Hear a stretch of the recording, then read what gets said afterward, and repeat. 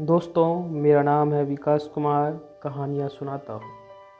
कहानियों के इस श्रृंखला में मैं आपको सुनाने जा रहा हूँ मुंशी प्रेमचंद के द्वारा लिखी गई कुछ अनमोल कहानियों का एक प्रचलित हिस्सा, घर जमाई। तो चलिए समय को ध्यान रखते हुए कहानी को शुरू करते हैं। हरिधन जेठ की दोपहरी में ऊख में पानी देकर आया, बाहर बैठा रहा। घर में से धुआं उठता नजर आता था, छन छन की आवाज़ भी आ रही थी। उसके दोनों साले उसके बाद आए और घर में चले गए। दोनों साले के लड़के भी आए और उसी तरह अंदर दाखिल हो गए, पर हरिधन ना जा सका। इधर एक महीने से उसके साथ यहाँ जो बर्ताव हो रहा था, और विशेषकर कल उसे जैसी फटकार सुननी पड़ी थी, वह उसके पाँव में बेड़ियों सी डले हुए था। कल उसकी सास ही ने तो कहा था, मेरा जी तुमसे भर गया, मैं तुम्हारी जिंदगी भर का ठेका लिए बैठी हूँ क्या। और सबसे बढ़कर अपनी स्त्री की निष्ठुरता ने उसके हृदय के टुकड़े कर दिए थे। वह बैठी फटकार सुनती रही, पर एक बार भी तो उसके मुंह से ना निकला, अम्मा तुम क्यों इनका अपमान कर रही हो। बैठी गटगट सुनती रही, शायद मेरी दुर्गति पर खुश हो रही थी। इस घर में वह कैसे जाए? क्या फिर वही गालियाँ खाने, वही फटकार सुनने के लिए? और आज इस घर में जीवन के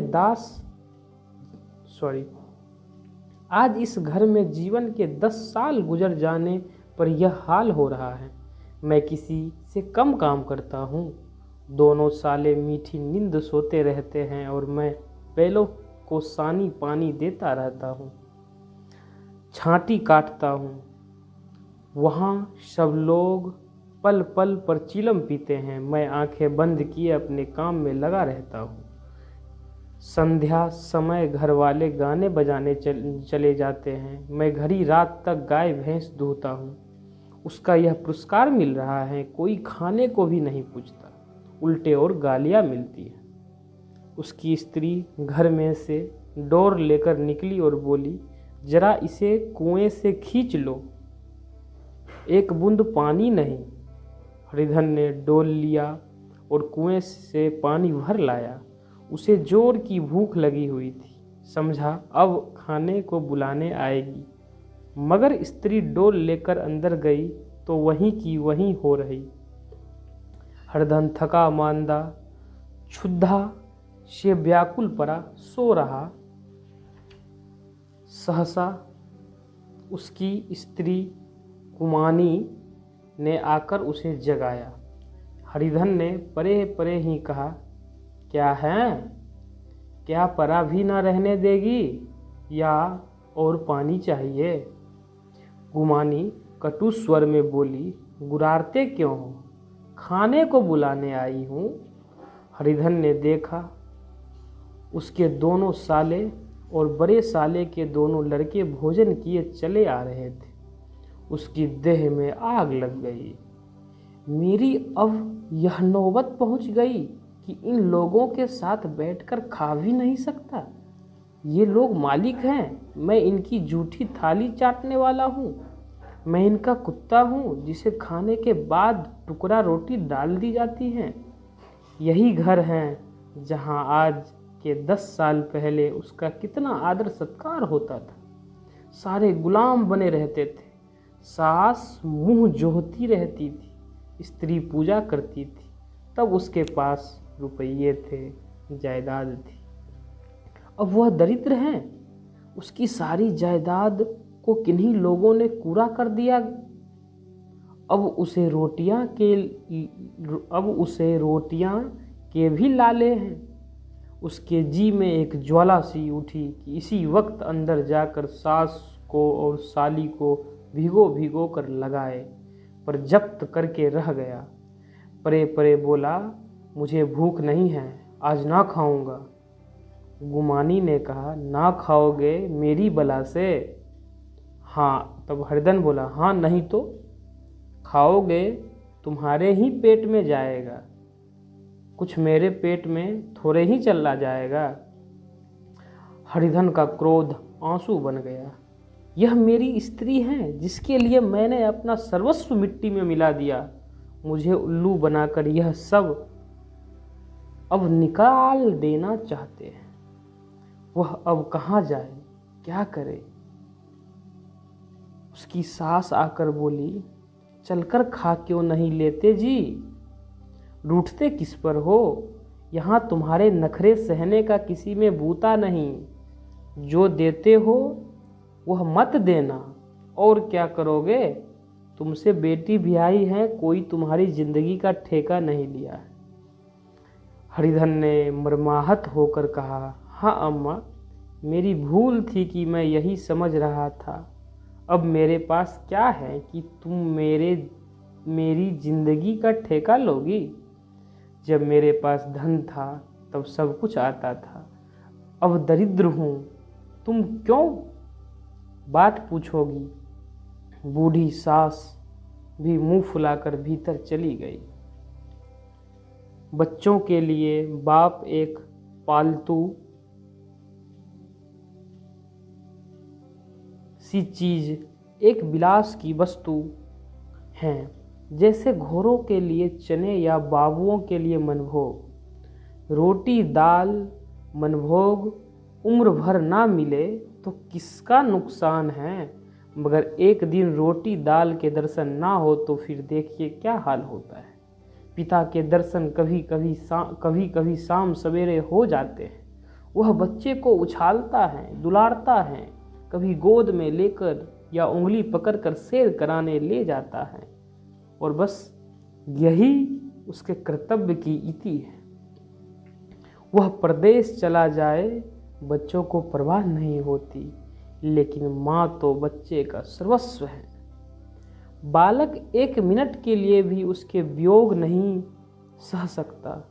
पिता कोई हो उससे परवाह नहीं, केवल एक उछालने कुदाने वाला आदमी होना चाहिए। लेकिन माता तो अपनी ही होनी चाहिए, स्वलो आने अपनी, वही रूप, वही रंग, वही प्यार, वही सब कुछ। वह अगर नहीं तो बालक के जीवन का स्रोत मानो सूख जाता है।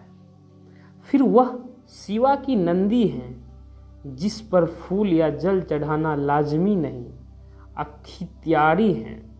हरधन की माता का आज 10 साल हुए देहांत हो गया था। उस वक्त उसका विवाह हो चुका था। किसका? हरिधन का विवाह हो चुका था। वह 16 साल का कुमार था, पर माँ के मरते ही उसे मालूम हुआ कि मैं कितना निस्सहाय हूँ, जैसे उस घर का कोई अधिकार ही ना हो, अधिकार ही ना रहा हो। बहनों के विवाह हो चुके थे, भाई कोई दूसरा ना था। बेचारा अकेले घर में जाते भी डरता था। माँ के लिए रोता था, पर माँ की परछाई से डरता था। जिस कोठरी में उसने देह त्याग किया था, उधर वो आंखें तक ना उठाता।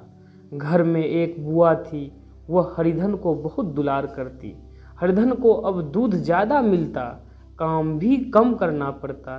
बुआ बार बार पूछती, बेटा कुछ खाओगे? बाप भी अब उससे ज़्यादा प्यार करता। उसके लिए अलग एक गाय मंगवा दी। कभी कभी उसे कुछ पैसे देते कि चाहे खर्च करे, पर इन महरमों से घाव ना पूरा होता था जिसने उसकी आत्मा को आहत कर दिया था। वह दुलार और प्यार उसे बार बार माँ की याद दिलाता। माँ की घुरकिया में जो मज़ा था वह क्या इस दुलार में था?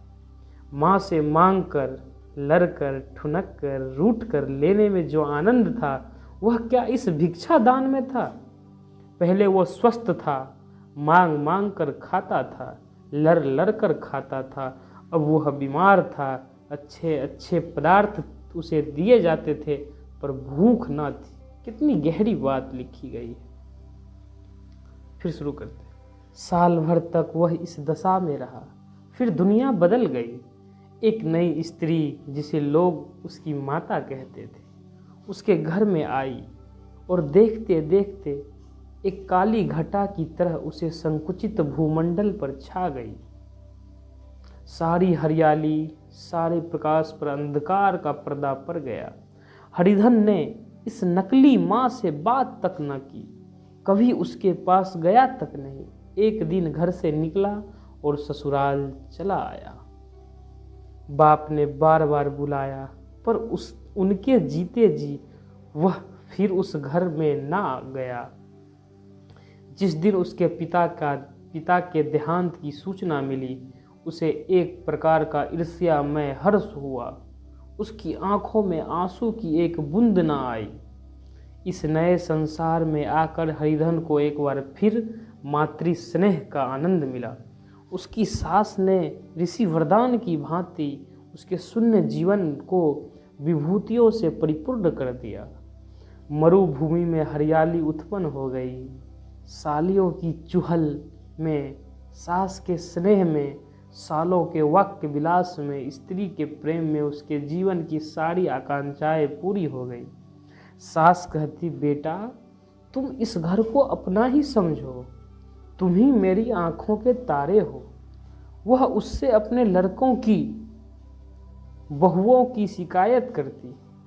वह दिल में समझता था कि सास जी मुझे अपने बेटों से भी ज्यादा चाहती है। बाप के मरते ही वह घर आया और अपने हिस्से की जायदाद को पूरा करके रुपयों की थैली लिए फिर आ गया, ससुराल आ गया। अब उसका दूना आदर सत्कार होने लगा।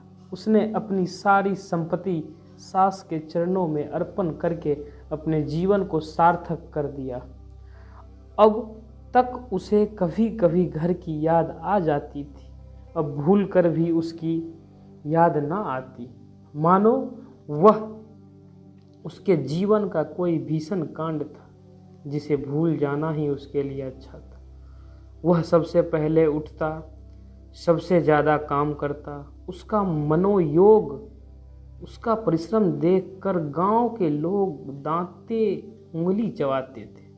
उसके ससुर का भाग्य बखानते, जिसे ऐसा दामाद मिल गया। लेकिन ज्यों-ज्यों दिन गुजरते गए उसका मान सम्मान घटता गया। पहले देवता था, फिर घर का आदमी, अंत में घर का दास हो गए। रोटियों में भी बाधा पड़ गई, अपमान होने लगा। अगर घर के लोग भूखे मरते और साथ ही उसे भी मरना पड़ता तो उसे जरा भी शिकायत ना होती। लेकिन जब वह देखता कि लोग मुझे पर ताव दे रहे हैं, केवल मैं ही दूध की मक्खी बना दिया हूँ, तो उसके अंतःस्थल से एक लंबी ठंडी आह निकल जाती। अभी उसकी उम्र कुल 25 साल की तो थी। इतनी उम्र इस घर में कैसे गुजरेगी? और उसकी स्त्री ने भी आंखें फेर ली। यह उस विपत्ति का सबसे क्रूर दृश्य था। हरिधन तो उधर भूखा प्यासा चिंता दाह में जल रहा था, इधर घर में सास जी और दोनों साले में बातें हो रही थी। गुमानी भी हाँ में हाँ मिलाती थी। बड़े साले ने कहा, हम लोगों की बराबरी करते हैं, यह नहीं समझते कि किसी ने उनकी जिंदगी भर का बीरा थोड़े ही लिया है। 10 साल हो गए, इतने दिनों में क्या 2-3 हजार ना हड़प गए होंगे। छोटे साले बोले, मजूर हो तो आदमी घुर के भी डांटे भी, अब इनसे कोई क्या कहे, ना जाने इनसे कभी पीठ छूटेगा भी या नहीं। अपने दिल में समझते होंगे मैंने 2000 रुपये नहीं दिए हैं, यह नहीं समझते कि उन्हें 2000 कब के उड़ चुके। 1.25 सेर तो 1 जून को चाहिए। सास ने गंभीर भाव से कहा, बड़ी भारी खुराक हैं। गुमानी माता के सिर में जू निकाल रही थी, सुलगते हुए हृदय से बोली, निकम्मे आदमी को खाने के सिवा और काम ही क्या रहता है। बड़े खाने की कोई बात नहीं। बड़े कहता है खाने की कोई बात नहीं, जिसको जितनी भूख हो उतना खाए, लेकिन कुछ पैदा करना चाहिए। यह नहीं समझते कि पहुनई में किसी के दिन कटे। छोटे, मैं तो एक दिन कहूँगा, आप अपनी राह लीजिए, आपको कर्जा नहीं खाया। छोटे बोला कि मैं तो एक दिन कह दूंगा, आप अपनी राह लीजिए, आपका कर्जा नहीं खाया। गुमानी घर वालों की ऐसी बातें सुनकर अपनी पति से द्वेष करने लगी थी। अगर वह बाहर से 4 पैसे लाता तो इस घर में उसका कितना मान सम्मान होता। गुमानी बोल रही है, वह भी रानी बनकर रहती। ना जाने क्यों नहीं बाहर जाकर कमाते। उनकी नानी मरती हैं। गुमानी की मनोवृत्तियाँ अभी तक बिल्कुल बालपन की सी थी। उसका अपना कोई घर न था। उसकी घर की हित अहित उसके लिए भी प्रधान था। वह भी उन्हीं शब्दों में विचार करती, इन समस्याओं को उन्हीं आँखों से देखती जैसे घर वाले देखते थे। सच तो हैं, 2000 रुपये में क्या किसी को मोल लेंगे। 10 साल में 2000 रुपये होते ही क्या, 200 ही तो साल भर के हुए। क्या कोई आदमी साल भर में 200 भी ना खाए। फिर कपड़े लत्ते, दूध दही सभी कुछ तो हैं। 10 साल हो गए, एक पीतल का छल्ला नहीं बना। घर से निकलते तो जैसे इनके प्राण निकलते। जानते हैं, पहले पूजा होती थी, वैसे ही जन्म भर होती रहेगी। यह नहीं सोचते कि पहले और बात थी, अब और बात है। बहू भी पहले ससुराल जाती हैं तो उसका कितना महात्म होता है, और उसके डोली से उतरते ही बाजे बजते हैं। गांव मोहल्ले की औरतें उसका मुंह देखने आती हैं और रुपये देती हैं। महीनों उसे घर भर से अच्छा खाने को मिलता है, अच्छा पहनने को। कोई काम नहीं लिया जाता, लेकिन 6 महीने बाद कोई उसकी बात भी नहीं पूछता। वह घर भर की लौंडी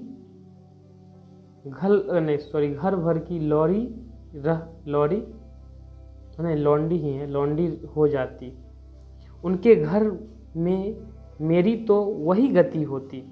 फिर काहे को रोना। जो यह कहो कि मैं काम करता हूँ तो तुम्हारी भूल है। मजूर की और बात है, उसे आदमी डांटता भी है, मारता भी है। जब चाहता है रखता है, जब भी चाहता है निकाल देता है। कसकर काम लेता है। यह नहीं कि जब जी में आया कुछ काम किया, जब जी में आया पकड़कर सो रहे। कहानी तो इसी के साथ जो है, ये कहानी थोड़ी लंबी है, इसीलिए इसको 2 पार्ट में बांटा गया है। ये कहानी की प्रथम पार्ट है और दूसरी पार्ट अगले दिनों में जो है आपको दिया जाएगा। कहानी को अंतिम तक सुनने के लिए आपको बहुत बहुत धन्यवाद। कहानी में कोई त्रुटि हो तो माफ़ कीजिएगा। अगर आप इस कहानी में कुछ ऐसी कमी लगे जो आप हमें सजेशन दे सकते हैं तो आप सजेशन भी दे सकते हैं। धन्यवाद।